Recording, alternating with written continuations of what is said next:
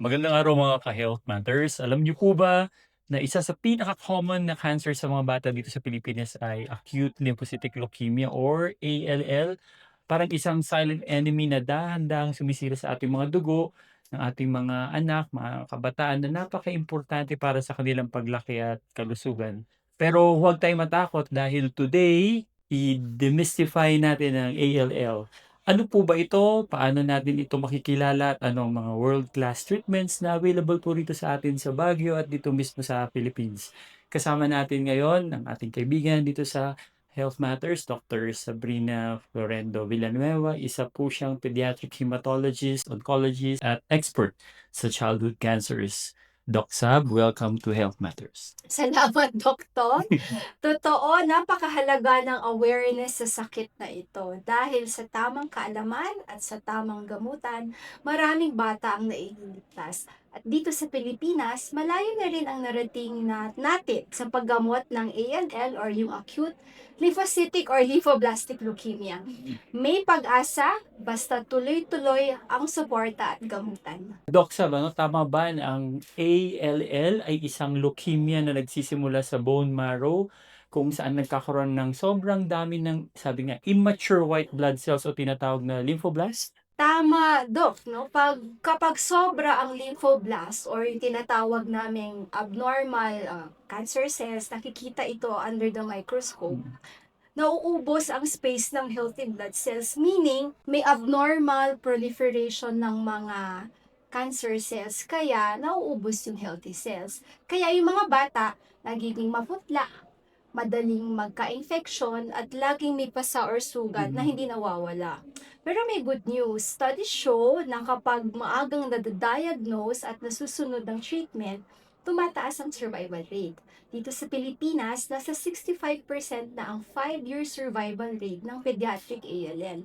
Salamat sa maayos na protocols, better facilities, at government support gaya ng PhilHealth Z Benefit Package or we call it ALLZ benefit package na amounting to 500,000 pesos. Malaking tulong siya. It offers financial protection sa ating mga batang may cancer at syempre sa magulang. Yung full treatment yun, Doc Sab, yung isang 500,000. Yes, the 500,000 will encompass the 2.5 year treatment as long as the facility can support the medicines, the diagnostics. Meron tayo dito yan, sa Baguio General And we Hospital. are fortunate because it is available in Baguio General Hospital. Okay, Doc Sab. Marami pa rin nagtatanong, ano nga ba ang cause? Ano ang sanhi ng ALL?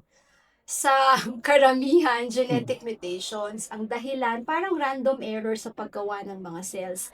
Meron ding mga risk factors gaya ng rare genetic conditions at environmental exposures.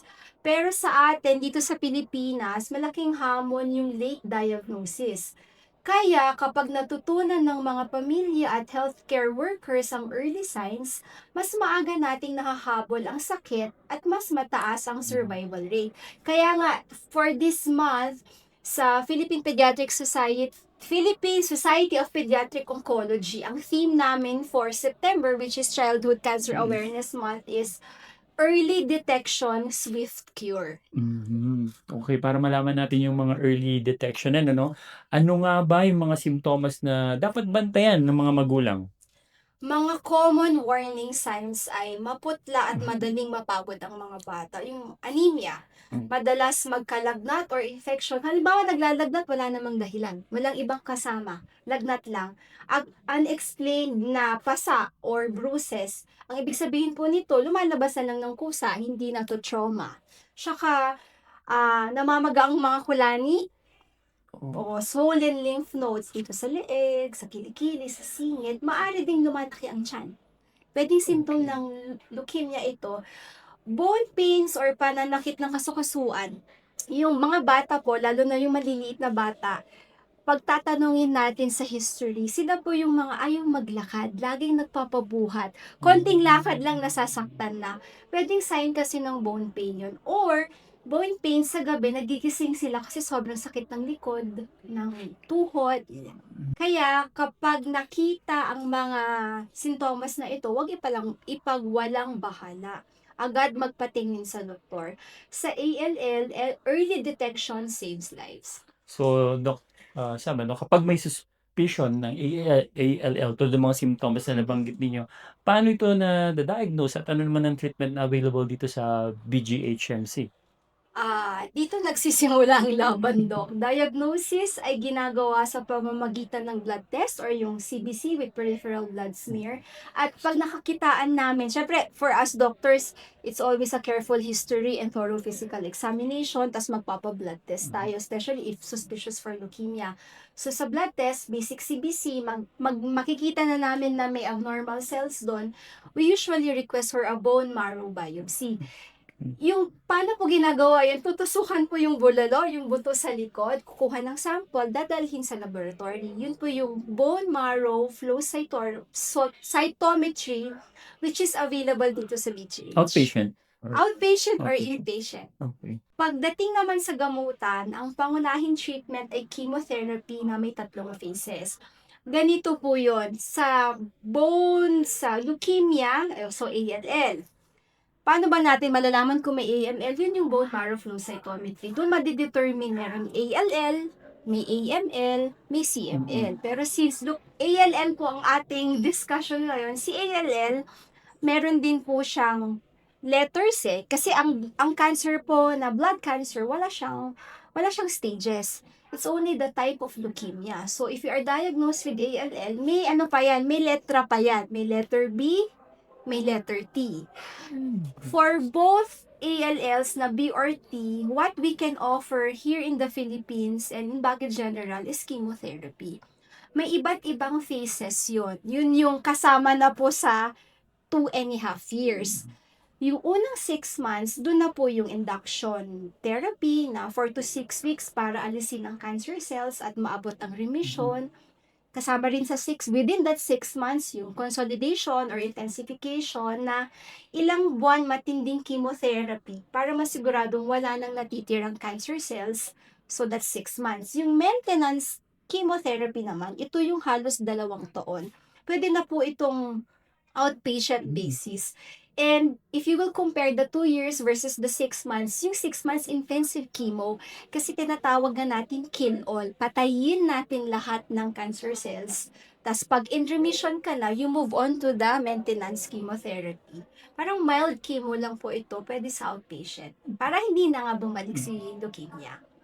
Sa mga piling ospital gaya ng PGH and KTI, dito sa Baguio General Hospital at Medical Center at ilang pribadong centers sa Manila, Cebu at Davao, available ang ganitong standard of care. Kay Doc Sab, yung sa nabanggit mo kanina, yung maintenance therapy, pwedeng pumapasok yung bata sa school or Yes, pwede silang pumasok sa school. We advise the parents. Siyempre, infection control, dapat lagi nagmamask. okay. Diba? Kasi syempre, ongoing chemo, pwede pa rin silang mahawaan. And we give clearance if we feel na kaya na ng bata, safe na ng bata pumasok, pinapayagan naman namin with medical clearance certificate. Okay. Doc Sab, meron ka bang inspiring story dito sa ating hospital na pwede mong i-share ng mga ganitong cases ng Doktor, marami. Halos 80% ng mga pasyente hindi natatapos ang gamutan. Tinatawag natin tong abandonment of treatment. Pag sinabi mong abandonment of treatment, naumpisahan nila yung chemotherapy and in the middle of chemotherapy, nawawala sila. Yun ang abandonment. Iba rin naman yung loss to follow up. Pag loss to follow up, sa amin po, natapos yung 2.5 years, tapos biglang nawala. So magkaiba yung terminologies. Pero sa ngayon, dahil sa tulong ng PhilHealth, NGOs, at support groups, bumababa na ito ng less than 10%. Primarily, because some hospitals, including Baguio General Hospital, would employ a patient navigator. Itong si patient navigator, may interpersonal relationship with the patients, reminding them na it's time for your chemotherapy, it's time for your follow-up, mga ganun. So, nababawasan yung abandonment aside from the availability of resources dito sa hospital. Maraming bata ngayon ang nagiging survivors, nakakabalik sa school, nakakapaglaro ulit at namumuhay ng normal. Para sa maraming pamilya, pinakamalaking takot talaga itong gastusin. Pero sabi nga ni Doc Sab, nakakatulong po itong PhilHealth Z-Benefit, no? Yes, napakalaking tulong, Doktong. Sinasaklaw nito ang buong treatment journey. So, yung 2.5 years mula sa diagnosis, hospital confinement, chemotherapy, hanggang supportive care, meaning pati yung blood transfusion, kayang isaklaw ng Z-Package. Ang ibig sabihin nito, mas konti ang iniisip ng pamilya sa gastos at mas nakakapag-focus sila sa pag-aalaga at emotional support ng bata. So the ALL Z Benefit Package offers financial protection to families with children with cancer. Okay, Doc Sab, ano, nabanggit mo yung mga simptomas kanina kung saan kanilang puwedeng, dalawin, saan kanila puwedeng bisitahin kapag ang kanilang anak, kanilang pamangkin or estudyante sa school may ganitong mga simptomas, saan kanila puwedeng Ako puntahan? po ay available Monday to Friday dito sa Baguio General Hospital, dyan po sa Cancer Institute or Cancer Center, second floor, Pedia Oncology Unit. Tapos po, affiliated naman po ako sa lahat ng hospitals and may clinic po sa Baguio Medical Center. Okay. So mga ka-Health Matters, tandaan, ang laban kontra sa ALL ay hindi lang laban ng isang pamilya. Lahat tayo ano, may papel mula sa pagkakakilala ng simptomas, mabilis na pagkonsulta hanggang sa pagbibigay ng suporta sa bawat batang lumalaban sa ALL, kasama nila ang komunidad, kasama nila yung mga doktor, at syempre bawat Pilipino na naniniwalang may pag-asa. Tama yan, Dok. Huwag matakot dahil marami ng batang Pilipino ang gumagaling sa ALL. Sa tamang gamutan at suporta, kayang-kaya. Maraming salamat, Doc Sab, at syempre salamat din sa lahat ng mga nakikinig ngayon hanggang sa muli dito sa Health Matters kung saan handog namin ang tama at napapanahong kaalaman para sa inyong mga pamilya. Stay healthy and stay hopeful.